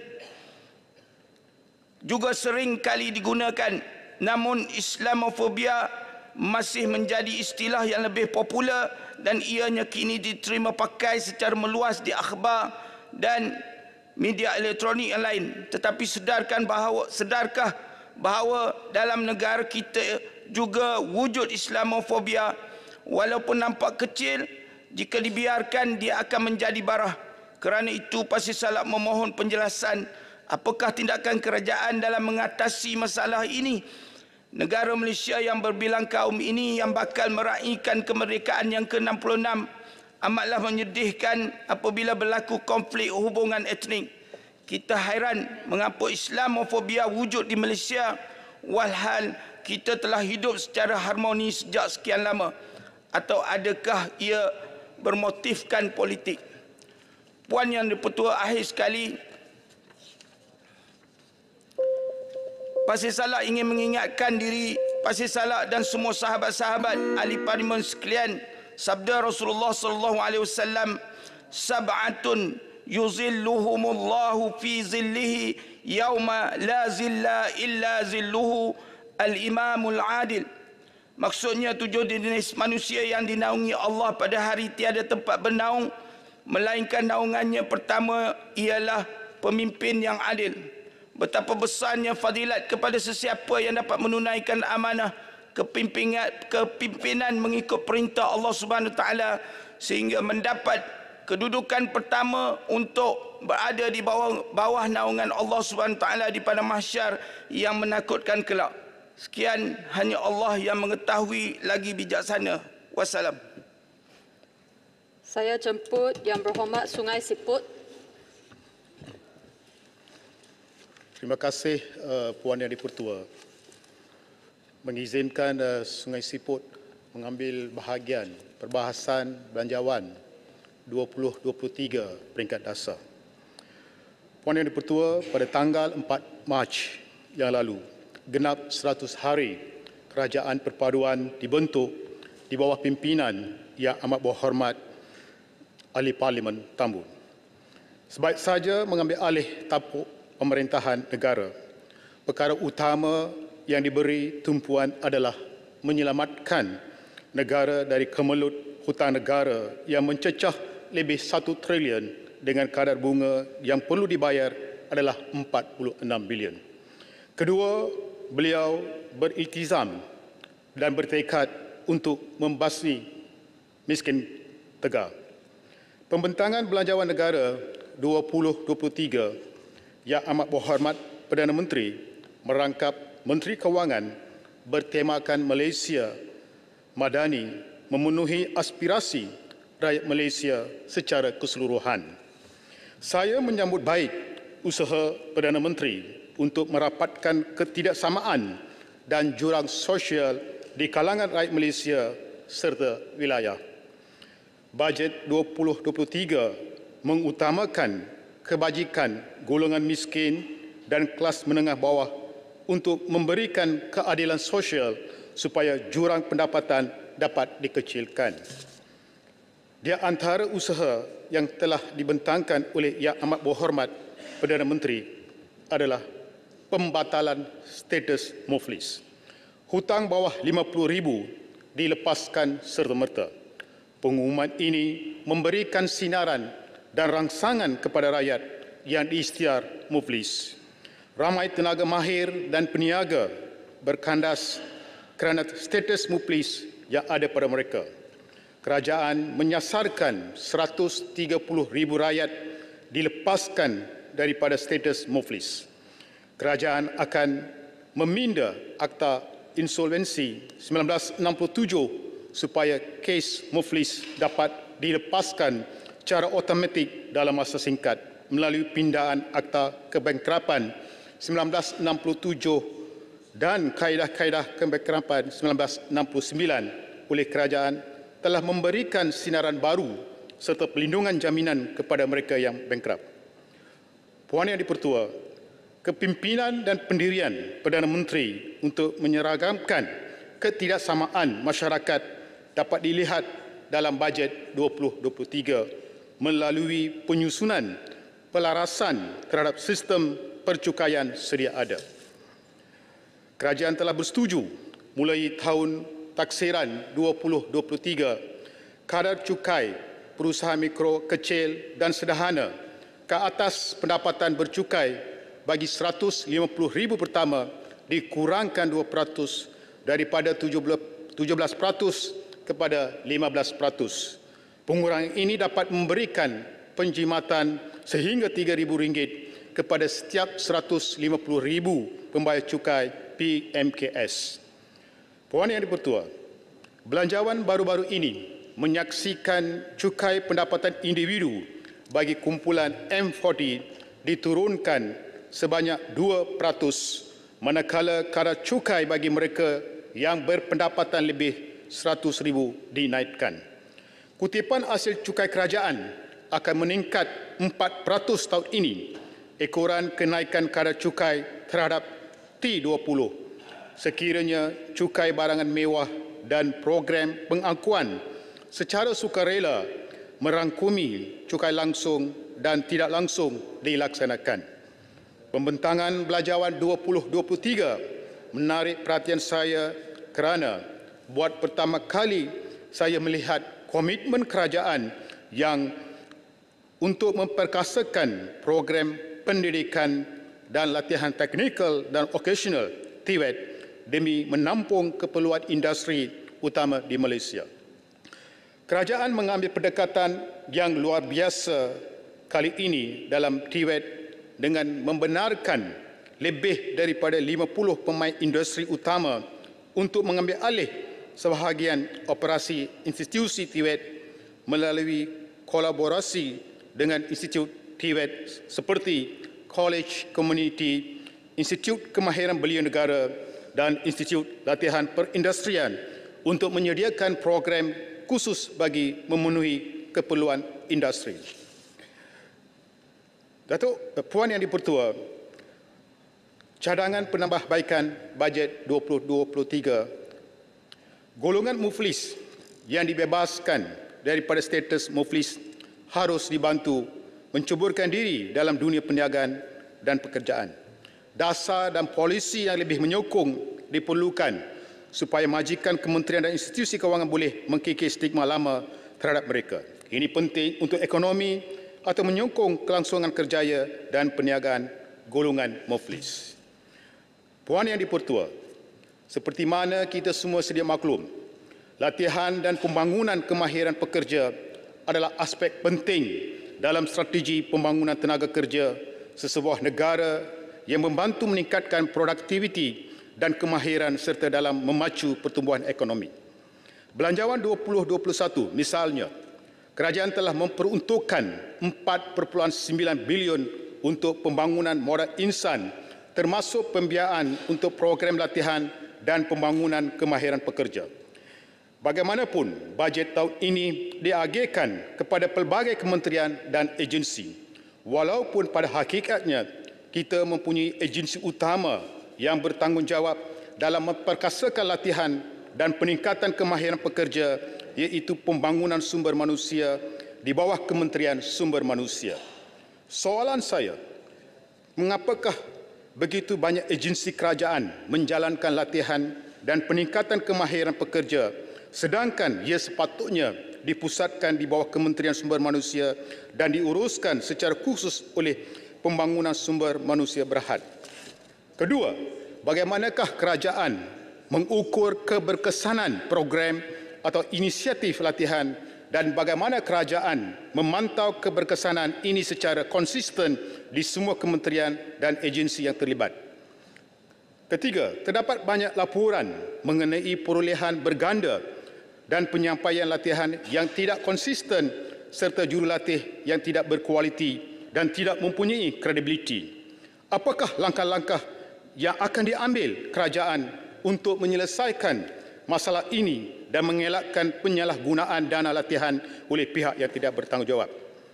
Puan Yang di-Pertua, pada Disember 2021, kerajaan telah melancarkan Upskill Malaysia, sebuah platform bersepadu nasional atau single window, iaitu platform yang memusatkan semua program latihan dan pembangunan kemahiran ditawarkan pelbagai kementerian dan agensi kerajaan di bawah satu platform. Saya mohon status masa Upskill Malaysia. Puan Yang di-Pertua, negara-negara lain di Asia telah memusatkan program peningkatan kemahiran pekerja. Sebagai contoh, Lembaga Kesihatan, Buruh dan Kebajikan di Jepun untuk mempromosi dan menyokong latihan dan pembangunan pekerja. Begitu juga dengan Lembaga Pendidikan Teknikal dan Pembangunan Kemahiran di Filipina. Seterusnya, National Skill Development Corporation di India untuk mempromosi pembangunan kemahiran dan latihan pembangunan pekerja. Soalan saya adalah, mengapakah Kementerian Sumber Manusia tidak diberi lebih kuasa dalam pemusatan dan penyelarasan latihan dan pembangunan kemahiran pekerja sedangkan negara lain telah berjaya melakukannya? Puan Yang di-Pertua, seterusnya saya ingin menyentuh beberapa isu kawasan Parlimen Sungai Siput. Yang pertama, Hospital Sungai Siput. Hospital Sungai Siput menerima dan merawat hampir 58,000 pesakit pada tahun 2022. Tanpa pakar kecemasan, ramai pesakit terpaksa dirujuk dan dimasukkan di ward Hospital Permaisuri Bainun Ipoh. Golongan B40 yang terdiri daripada 80% penduduk Sungai Siput tidak mampu untuk berulang-alik menjaga ibu bapa yang dirawat di hospital dan rawatan susulan. Hospital Sungai Siput yang bersaiz 93 katil tidak mampu menerima pesakit walaupun keadaan pesakit adalah kritikal. Hospital Sungai Siput juga kekurangan mesin dialisis bagi menampung jumlah pesakit yang menunggu giliran. Saya merayu Kementerian Kesihatan Malaysia menambahkan mesin dialisis, katil dan unit rawatan pakar penuh masa. Kedua, masalah perumahan Sungai Siput. Kajian pemetaan dan lawatan ke tapak kawasan perumahan jelas menunjukkan hampir 30% penduduk Sungai Siput tinggal tanpa memiliki rumah sendiri. Isu tidak ada rumah amat ketara di 7 kawasan perumahan di sekitar Sungai Siput, di mana penduduk mendirikan rumah mereka di kawasan setinggan yang hidup dalam keadaan miskin tegar. Saya merayu dan meminta kerja sama daripada Menteri Perumahan untuk membina projek perumahan rakyat bagi golongan pendapatan rendah. Saya difahamkan State Housing dan Local Government dengan izin merancang untuk membina 4 projek perumahan rakyat di negeri Perak. Dan saya sebagai wakil rakyat merayu kepada kerajaan untuk membina sebuah projek perumahan rakyat didirikan di kawasan Parlimen Sungai Siput. Terakhir, Puan Yang di-Pertua, ladang info ternak Sungai Siput.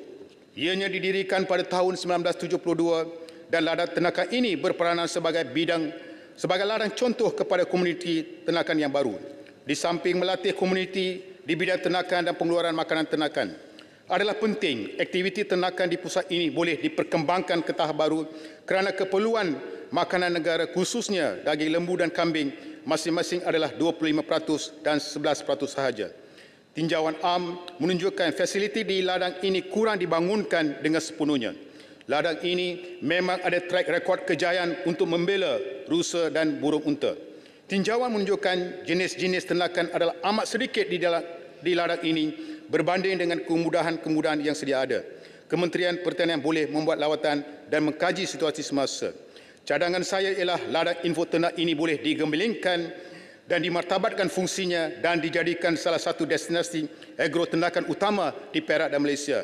Ini membolehkan meningkatkan aktiviti ekonomi di Sungai Siput dan membantu mengurangkan kadar kemiskinan di kalangan golongan B40. Puan Yang di-Pertua, Sungai Siput mohon menyokong. Terima kasih. Seterusnya saya jemput Yang Berhormat Taiping.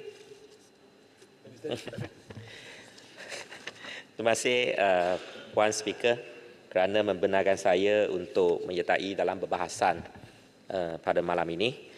Dan Puan Speaker, Belanjawan Madani tahun 2023 telah pun dibentangkan 2 minggu yang lepas, yang mana kita telah nampak satu peruntukan ataupun belanjawan sebanyak 388.1 bilion ringgit yang merupakan satu angka yang paling tinggi dalam sejarah negara kita. Dan ini sekali lagi menunjukkan bahawa keazaman kerajaan untuk membawa negara ke hadapan dengan suatu anggaran perbelanjaan pembangunan sebanyak 99 bilion. Dan ini merupakan sesuatu yang amat positif yang menunjukkan dan membuktikan bahawa negara kita sekarang berada di atas landasan yang betul. Pada hari ini saya ingin menyertai perbahasan ini berkenaan dengan membangkitkan 3 isu. Yang pertama isu subsidi. Pada minggu lepas, Parlimen telah dimaklumkan bahawa penggunaan petrol, diesel dan gas petroleum cecair LPG adalah sebanyak 35% bagi golongan T20, 41% bagi golongan M40 dan 24% bagi golongan B40 dengan jumlah subsidi sebanyak 50.8 bilion ringgit. Yang Berhormat Timbalan Menteri Kewangan dengan kata lain menyatakan kerajaan boleh jimat sehingga 17 bilion sekiranya golongan T20 tidak diberikan subsidi petrol, diesel ataupun LPG. Apabila saya boleh bersetuju berkenaan dengan perlunya dan adanya polisi subsidi bersasar apabila negara kita dan rakyat adalah tersedia, saya hendak membawa perhatian kerajaan kepada 2 perkara. Nombor 1, iaitu kebajikan golongan M40 haruslah dipelihara dalam mana-mana pelaksanaan polisi subsidi bersasar. Golongan M40 selalunya merupakan golongan yang tercicir dalam belanjawan negara sebelum ini. Dan buju bagi kali ini, selain daripada kebajikan B40 dijaga dalam belanjawan madani, adalah sesuatu yang amat positif apabila cukai pendapatan M40 dikurangkan sehingga satu maksima 2%. Aturan mesyuarat yang akan membawa satu point of order. Penjimatan cukai persendirian. Tuan Yang di-Pertua, Membawa suatu penjimatan cukai persendirian setinggi 1,300 setahun. Ada apa masalahnya? Ada peraturan mesyuarat. Ya, Baik. Aziz Salam. aturan mesyuarat 13.1 cukup bilang bagi majlis mesyuarat dan jawatankuasa sebuah buah majlis mesyuarat hendaklah mengandungi 26 orang ahli dengan tidak termasuk pengusi. Kita tak cukup ni. Cukuplah. Cukup. 26 cuba bilang cukup. Setiausaha. Boleh saya teruskan, Puan Speaker. Memang cukup. Saya akan teruskan dengan izin. Puan Speaker, jika boleh minta bilang dulu. Itu masa tengah jalan ni, Puan Speaker. Setiausaha sila kira.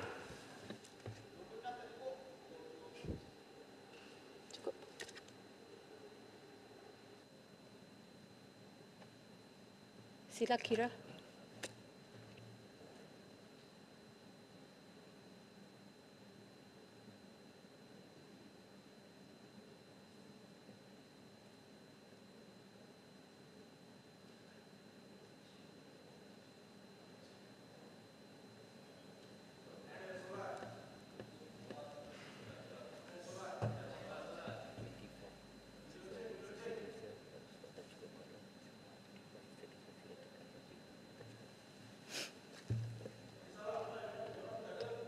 Dua puluh 4 orang ahli parlimen sahaja, jadi setiausaha sila locengkan.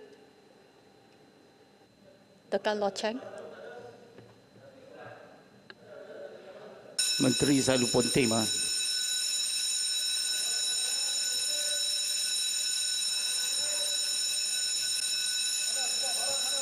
Ini time solat maghrib ni.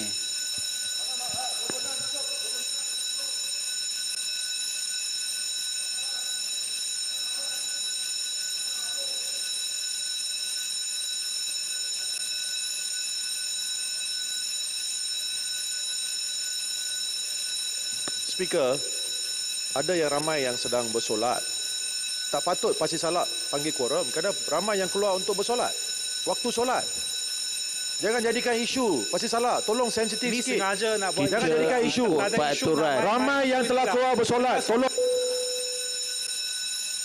Sudah cukup quorum. Typing, teruskan ucapan. Terima kasih, Puan Speaker. Pohon adjustkan. Pasti salat tak apa. Pohon betulkan jam sekali lagi. Tadi 7 minit dah tinggal. Tambah 3 minit lagi. Ya, terima kasih. Pasti salat. Okey, terima kasih Puan Speaker. Sekiranya kita berbicara berkenaan dengan polisi subsidi bersasar bagi bahan petroleum. Kejap, Puan Speaker, pohon... saya suruh tambah sudah. Ya, pohon perbetulkan jam yang ada tu. Boleh ya? Okey, terima kasih Puan Speaker. Sekiranya kita berbicara berkenaan dengan polisi subsidi bersasar bagi bahan petroleum, kerajaan perlu memastikan kebajikan dan kepentingan golongan M40 adalah dipelihara. Golongan M40 merupakan golongan yang membayar cukai tetapi dengan berpendapatan sederhana, tidak mempunyai tunai dalam tangan yang lebih, tak akan terjejas dan berasa impak yang tinggi dengan setiap kali peningkatan harga petrol. Kerajaan perlu menyatakan apakah langkah-langkah yang akan diambil untuk meminimumkan impak polisi subsidi bersasar terhadap golongan M40. Nombor 2, ketirisan dalam pemberian subsidi. Laporan Ketua Audit Negara benar mendedahkan dari tahun 2015 sehingga 2017. Dianggarkan terdapat ketirisan berjumlah 1.72 bilion bagi subsidi gas LPG sahaja. Tidak ada sesiapa tahu berkenaan dengan ketirisan penggunaan ini bagi bahan petroleum yang lain iaitu petrol dan diesel. Perkara ini harus diambil perhatian serius kerana mana-mana penjimatan daripada ketirisan yang berlaku akan dapat digunakan untuk kebaikan dan juga kebajikan rakyat. Puan Speaker, Belanjawan Madani 2023 juga memperuntukkan sejumlah 900 juta untuk kerja-kerja menyelenggara kemudahan semua jenis sekolah, merangkumi sekolah kebangsaan, sekolah agama, sekolah jenis kebangsaan Cina dan sekolah jenis kebangsaan Tamil, seperti pembaikan bagi kerja-kerja seperti pembaikan tandas, pendawaian dan saluran sekolah serta menggantikan berabot dan juga peralatan asrama dan kelas yang telah uzur. Penambahan peruntukan sebanyak 50 juta ini berbanding dengan tahun 2022 sebanyak 850 juta adalah amat dialu-alukan. Dan ini sekali lagi menunjukkan kerajaan perpaduan amat menitik beratkan sektor pendidikan dan kebajikan para pelajar. Walau bagaimanapun, saya memohon pihak Kementerian Pendidikan Malaysia untuk memperhalusi sistem penyemakan dan kelulusan peruntukan bagi peruntukan ini. Kerana penyaluran peruntukan pada tahun 2022 telah membawa isu ketidakadilan dan ketidakseimbangan antara sekolah-sekolah yang terbabit. Saya telah menerima banyak aduan dan balasan daripada sekolah-sekolah dari aliran-aliran berlainan bahawa mereka tidak menerima peruntukan bagi tahun 2022. Isu ini membabitkan sekolah kebangsaan, sekolah jenis kebangsaan Cina, sekolah jenis kebangsaan Tamil dan sebagai contoh, kesemua 17 sekolah jenis kebangsaan Cina di kawasan Larut Matang Selama telah ditolak permohonan mereka untuk peruntukan penyelenggaraan dengan tanpa apa-apa alasan diberikan. Dan perkara yang sama juga berlaku ke atas majoriti sekolah kebangsaan yang ada di dalam kawasan daerah Larut Matang Selama. Ini merupakan kali pertama berlaku dalam sejarah. Saya ingin memberikan cadangan-cadangan berikut kepada Kementerian Pendidikan Malaysia. Nombor 1, KBM harus memastikan penyemakan permohonan peruntukan adalah dilakukan dengan telus, adil dan memastikan setiap sekolah yang ada memohon peruntukan diluluskan peruntukan pada amount yang sewajarnya. Nombor 2, kedua-dua jenis sekolah kerajaan dan sekolah bantuan kerajaan haruslah diberikan perhatian dan pertimbangan sama rata dan diberikan peluang untuk mendapat peruntukan. Bagi sekolah kerajaan, KPM harus mempertimbangkan untuk membenarkan peruntukan disalurkan secara OG kepada lembaga pengurus sekolah dan membolehkan LPS melantik kontraktor yang berkaliber yang pada fikiran sekolah patut yang sesuai. Ini dapat meningkatkan mutu projek yang dilaksanakan dengan merendahkan kos dan juga menjimatkan masa. Bagi sekolah bantuan kerajaan pula, sudah sampai masa kerajaan mempertimbangkan untuk menanggung pembayaran charge utility bagi pihak sekolah bantuan kerajaan. Sepanjang masa ini, sekolah bantuan kerajaan memikul beban yang tinggi untuk memastikan bil utility boleh dijelaskan setiap bulan. Seperti sekolah kerajaan, sekolah bantuan kerajaan juga merupakan sebahagian daripada sistem pendidikan negara dan tidak ada sebab kenapa bayaran utility tidak boleh ditanggung oleh pihak kerajaan. Isu ketiga, Belanjawan Madani 2023 juga memperuntukkan suatu jumlah sebanyak 388.1 bilion dan kita nampak sejumlah 289.1 bilion digunakan untuk belanja mengurus, manakala 99 bilion diperuntukkan bagi belanja pembangunan, meningkat daripada 75.6 bilion pada tahun 2022 dan 64 bilion pada tahun 2021. Peningkatan belanja pembangunan sebanyak hampir 24 bilion ini adalah amat penting dalam menjana pertumbuhan ekonomi negara dan pada masa yang sama membawa impak terhadap pembangunan negara melalui projek-projek berskala kecil dan berskala besar. Satu persoalan yang harus diambil iktibar oleh kerajaan adalah bagaimana kita dapat memastikan pelaksanaan projek-projek yang terbabit adalah sampai pada tujuannya dan pada nilainya, value for money dengan izin. Dan pelaksanaannya akan membawa satu image yang baik kepada kerajaan. Sekiranya proses pelaksanaan projek dan kerja tidak dilaksanakan dengan baik dan sempurna, ia akan membawa satu image yang amat negatif terhadap kerajaan. Saya nak bagi satu contoh di sini. Projek pembinaan loji rawatan kumpahan serantau dan rangkaian pipe pembentungan di Taiping, Perak. Projek ini di bawah penyeliaan Jabatan Perkhidmatan Pembentungan dan Kementerian Sumber Asli, Alam Sekitar dan Perubahan Iklim. Projek ini telah dilaksanakan sejak beberapa tahun yang lepas dan dalam proses pelaksanaan, ia telah mengakibatkan kerosakan jalan yang serius serta membahayakan pengguna jalan raya, khasnya di kawasan Taman Sungai Mas dan juga Taman Simpang. Apakah punca dia? Dalam keadaan biasa, kontraktor-kontraktor akan menurak ataupun menampau semula kerosakan jalan akibat daripada projek mereka, sama ada atas inisiatif sendiri ataupun selepas menerima aduan daripada wakil rakyat ataupun pihak berkuasa tempatan. Namun, dalam projek ini, kontraktor yang terbabit dalam projek ini telah gagal melaksanakan kerja-kerja penurapan ataupun penampalan walaupun berkali-kali ditesak oleh Majlis Perbandaran Taiping dan juga selepas perjumpaan, perbincangan dan aduan oleh wakil rakyat. Sikap kontraktor berbabit bagaikan melepaskan batuk di tangga. Selepas aduan dibuat, kontraktor segadah pergi buat site visit, mengisi lubang jalan dengan simen, dan ini bukan sahaja merupakan satu sikap yang sambil lewa, tetapi merupakan satu penghinaan terhadap kerajaan apabila kontraktor langsung tidak bimbang dan tidak akan menghiraukan aduan yang disampaikan. Bagi perkara-perkara sebegini, saya dengan ini mendesak bahawa pihak kementerian, mana-mana kementerian pun harus mengambil tindakan tegas, termasuk dengan berani menamatkan kontrak atau menahan pembayaran progresif kepada kontraktor yang terbabit.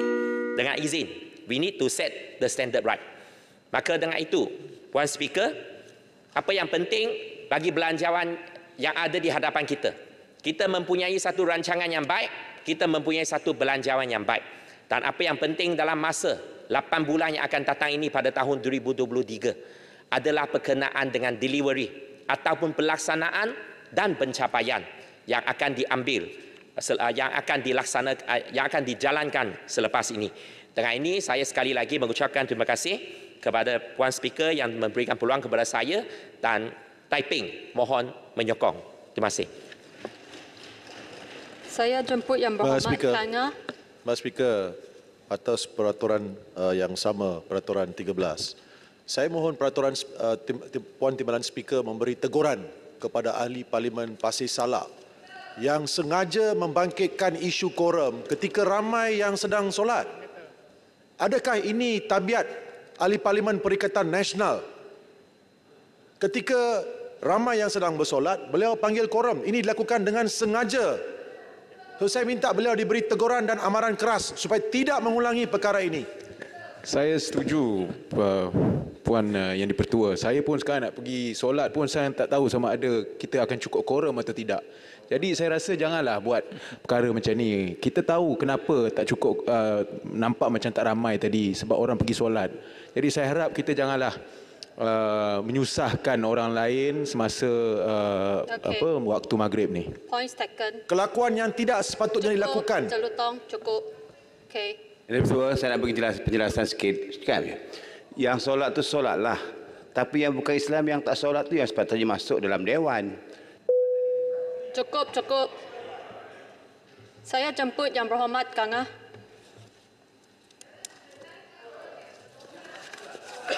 Okey, sudah. Saya nak mula. Malam dah. Assalamualaikum warahmatullahi wabarakatuh. Dan selamat sejahtera. Terima kasih Tuan Dipertua. Terima kasih kepada semua ahli-ahli yang berhormat yang setia menunggu di sini. Pertama sekali berhubung dengan bajet 2023, Kanga berpendapat bajet 2023 bersifat sederhana sahaja. Ada sedikit penumpuan untuk golongan B40. Namun begitu, bajet ini menunjukkan jurang yang besar antara negeri miskin dan negeri yang kaya. Banyak projek pembangunan bertumpu di negeri-negeri kaya, manakala negeri-negeri miskin kurang diberi tumpuan oleh kerajaan, termasuk juga wilayah Sabah dan Sarawak.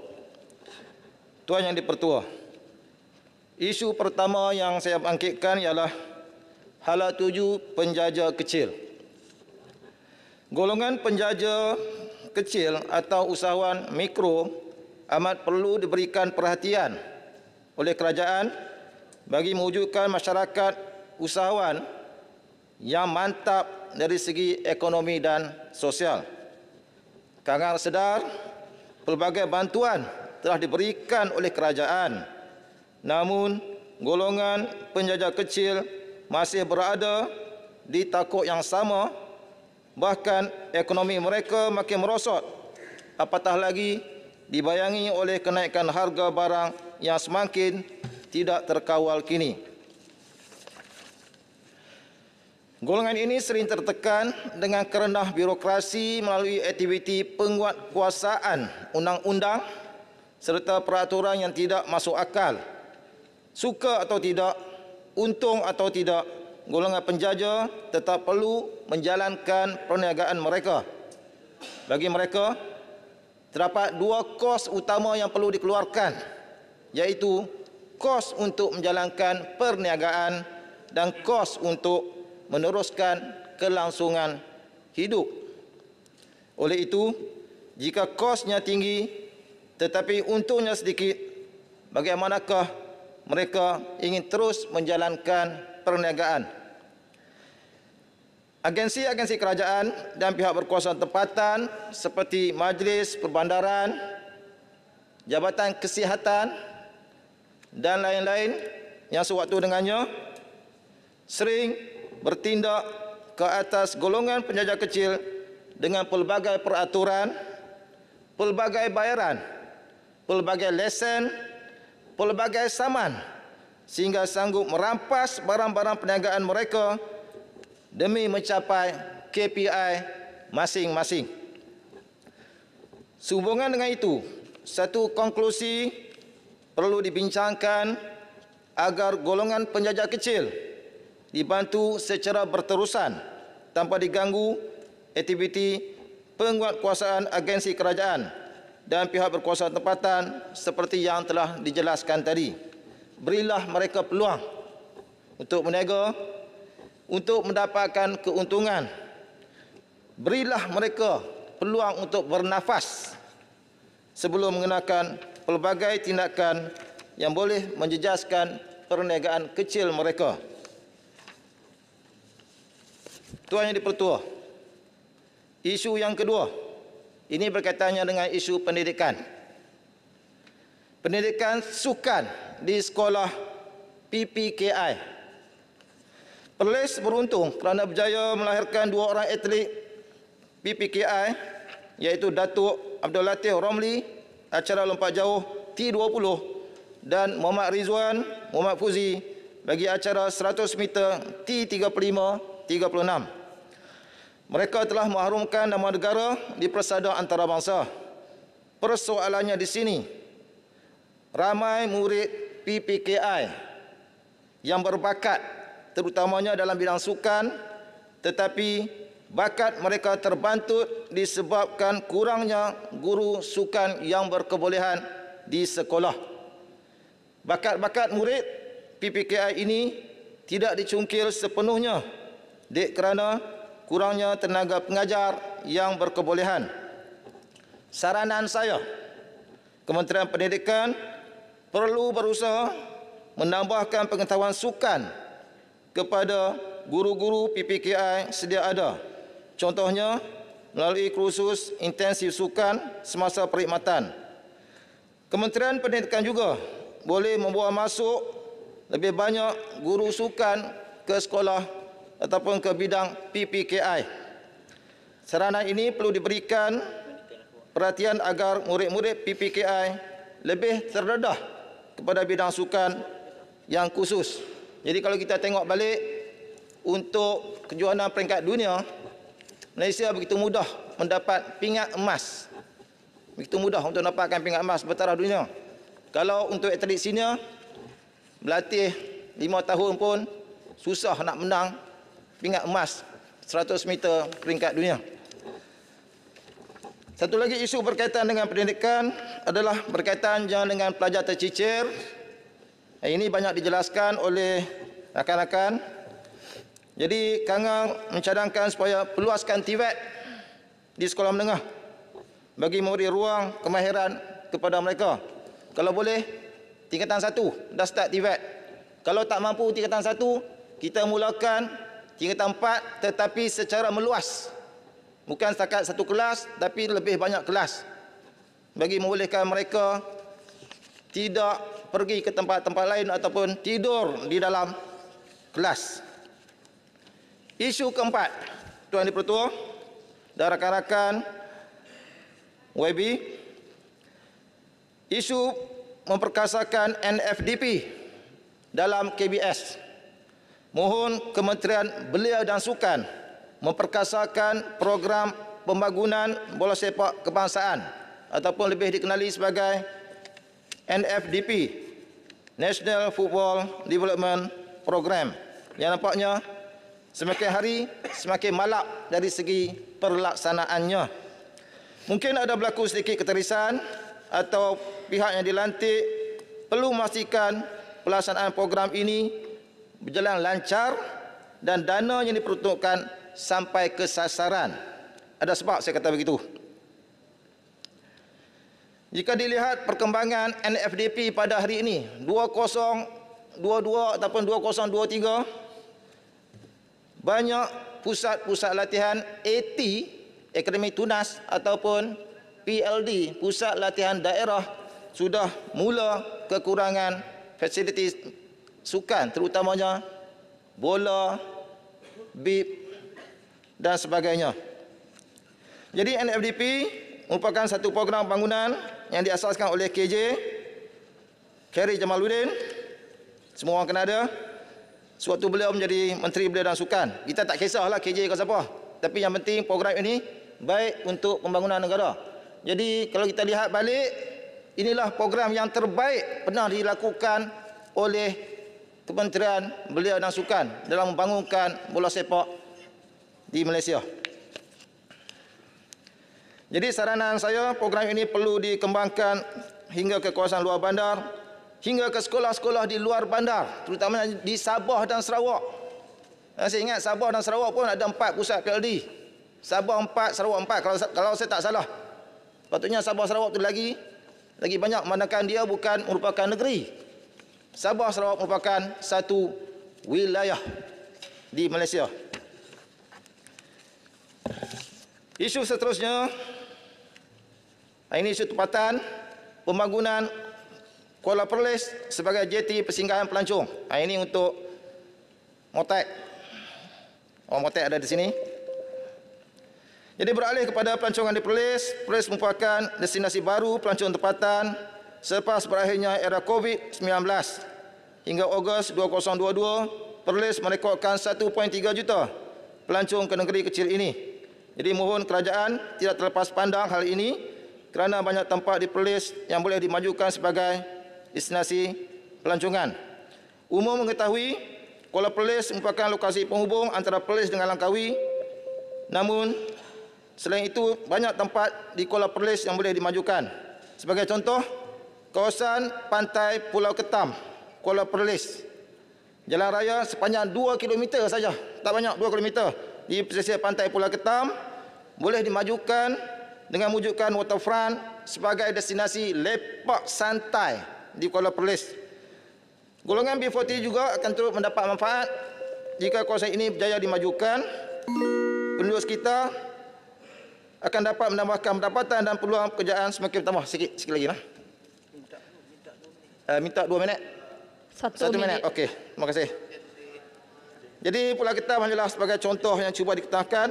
Banyak lagi tempat menarik di Kuala Perlis dan Perlis amnya untuk dimajukan sebagai pusat pelancongan. Dan last sekali, Perlis terkenal dengan pengeluaran memplang harum manis. Tak lama, bulan 6 ni dah keluar, boleh beli. Ya, kini berjaya meningkatkan pendapatan pekebun. Namun begitu, mohon Kementerian Pertanian membantu pekebun melalui pelan-pelan pemasaran yang baik, terutamanya oleh agensi seperti Farma. Siapa nak beli lepas ni boleh. Jadi itu saja daripada Kanga. Sekian, billahi taufiq wal hidayah. Wassalamualaikum warahmatullahi wabarakatuh. Saya jemput Yang Berhormat Tawau. Terima kasih Puan Yang di-Pertua. Selamat petang dan salam sejahtera kepada rakan-rakan saya di Dewan Yang Mulia ini. Puan Yang di-Pertua, di dalam bajet 2023, Sabah telah mendapat peruntukan pembangunan sebanyak 4.5 bilion ringgit, peningkatan sebanyak 1.34 bilion ringgit atau 26% berbanding dengan bajet 2022 berjumlah 5.16 bilion ringgit. Terima kasih atas usaha Kerajaan Persekutuan yang terus memberi perhatian kepada negeri Sabah. Puan Yang di-Pertua, kekerapan banjir di Tawau berlaku 2 ke 4 kali setahun sekaligus menjejaskan kehidupan lebih kurang 20,000 orang penduduk. Justru saya ingin menarik perhatian Kementerian Sumber Asli, Alam Sekitar dan Perubahan Iklim mempercepatkan projek rancangan Tebatan Banjir Lembangan Tawau, Sungai Tawau Sabah Fasa 1B difokuskan kepada pertama, pembesaran sungai asal sepanjang 4 km dari Kampung Titingan perlu dilaksanakan.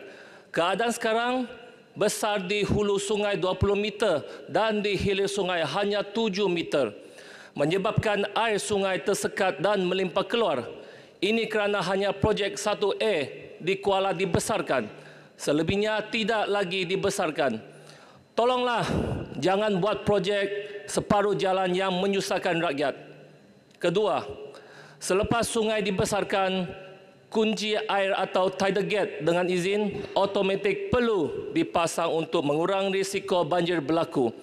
Ketiga, membaiki sistem pengaliran lencongan Sungai Tawau melalui Kampung Pasir Putih dan Kampung Kukusan sehingga ke lautan. Puan Yang di-Pertua, isu seterusnya adalah berkaitan dengan bekalan elektrik. Saya ingin menarik perhatian Menteri Sumber Asli, Alam Sekitar dan Perubahan Iklim. Saya mohon kisah mempercepatkan proses naik taraf beberapa pencawang pembagi utama dan pencawang masuk utama di Tawau yang usur.